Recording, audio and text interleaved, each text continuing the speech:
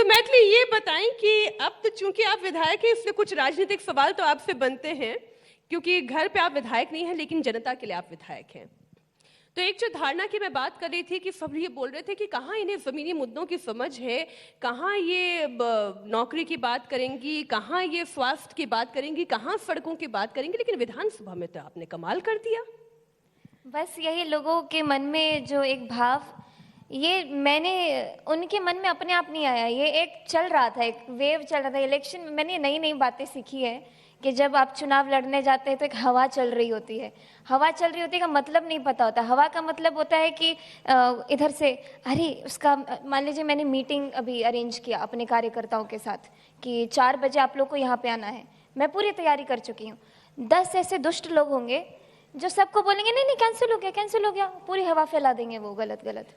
तो वही 10 लोग जो थे ना, वो हवा फैला रहे थे कि इसको कुछ नहीं पता, ये तो लंदन रहेगी, कलकत्ता जाएगी, ये तो वहाँ वहाँ जाएगी, आपके अलीनगर में बस सीधे 5 साल बाद आएगी, ऐसा सब बोल रहे थे। मुझे मालूम चला कि अच्छा ऐसी हवा चल रही है, तो ज़रा उस हवा में हम भी ज़रा घूम करके देखते हैं। तो घूम के पता चला लोग बहुत सहज हैं, उनको तो लेना देना नहीं है कौन क्या बोल रहा है। मैं जब बात करती थी, लोग अपने मुद्दे मुझे खुद लिख के देते थे, मैं खुद उस चीज़ को, अगर वो नहीं लिख पा रहे तो मैं खुद लिख के रख लेती थी अपने पास अगले दिन। और मेरा इतना बड़ा अच्छा समय चल रहा था कि बजट सत्र भी शुरू में आ गया, तो जितना उन्होंने मुझे लिख के दिया सारे सवाल मैंने एक से एक पूछ लिए। फिर ऐसा भी एक समय आया कि आपने अपने ही मंत्री से सवाल पूछ लिया। मुझे लगा कि ये तो एक बेसिक चीज़ है कि हर विधायक को करना ही चाहिए, चाहे अपने मंत्री हो या चाहे पराये मंत्री हो। जब लोगों ने आपको जिता के भेजा है कि भाई हमारे हॉस्पिटल बनवा दो, तो आप मंत्री को ही बोलेंगे।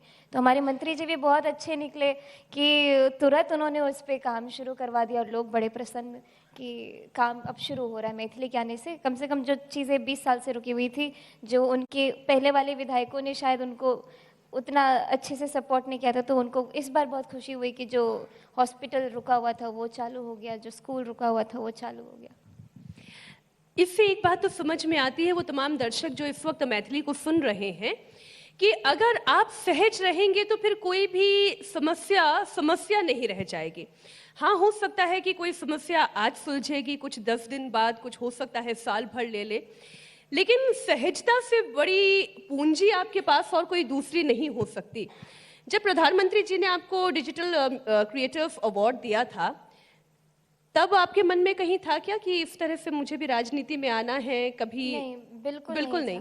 लेकिन मैं उनके व्यक्तित्व से पहली बार जब उनके सामने खड़ी थी ना, फ़ोन में उतना ठीक है समझ में आता है कि हाँ वो ये बोल रहे, बहुत अच्छा लग रहा है, लेकिन जब सामने सामने मिली तो मुझे उनके व्यक्तित्व ने बहुत ज़्यादा प्रभावित किया और मुझे एक मोटिवेशन मिला कि हम प्रधानमंत्री जी से मिल सकते हैं और बहुत आसानी से उनसे बात कर सकते हैं। वो भी हमसे वैसी बात करते हैं जैसे वो भी उतने ही सहज हैं। हाँ, उसी सहजता से बात करते हैं।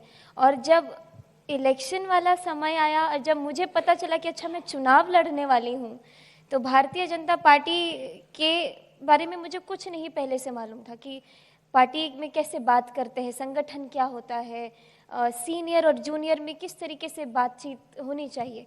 लेकिन जो संस्कार सिखाया गया, जिस तरीके से हमको बताया गया कि ये इनसे ऐसे, और मैं खुद देखती हूँ कि आप मंत्री जी हैं लेकिन जब संगठन के कोई बुजुर्ग आपके सामने आते हैं तो वो खड़े होकर के उनको ग्रीट करते हैं। और ये मैंने पहले नहीं देखी थी कि इस तरीके से भी एक संस्कार और एक शैली को निभाते हुए कोई पार्टी इतने अच्छे से काम कर सकती है।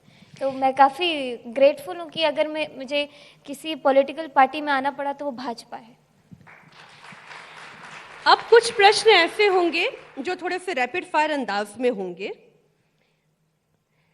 तो ऐसे कौन से 3 काम हैं मैथिली जो आप करना चाहती हैं? रैपिड फायर है, सोचने का ज्यादा समय नहीं दूंगी। 3 चीज़, मैं हमेशा कोई भी चीज़ जो करना चाहती हूँ बोलती नहीं हूँ, उससे फिर वो प्रॉब्लम हो जाता है, होता नहीं है।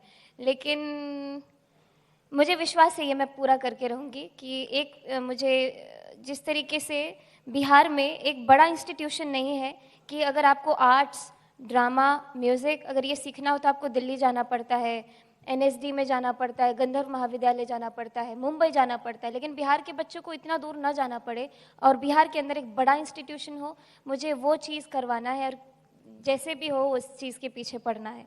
दूसरा, मुझे एक सीता मठ बनाना है अपने अली नगर में, क्योंकि वहाँ के लोगों की बहुत फरमाइश है और वो चाहते हैं कि ऐसा कुछ हो। तीसरा मैं आपको अभी नहीं बताऊंगी, जब हो जाएगा तब बताऊंगी। अगले वर्ष फिर से हम कॉन्क्लेव करेंगे, तब मैं फिर आपसे पूछूंगी और तब मैं ये जानना चाहूंगी कि वो तीसरी चीज क्या थी। हो सकता है हम तब तक वो होते हुए देख ले। अच्छा,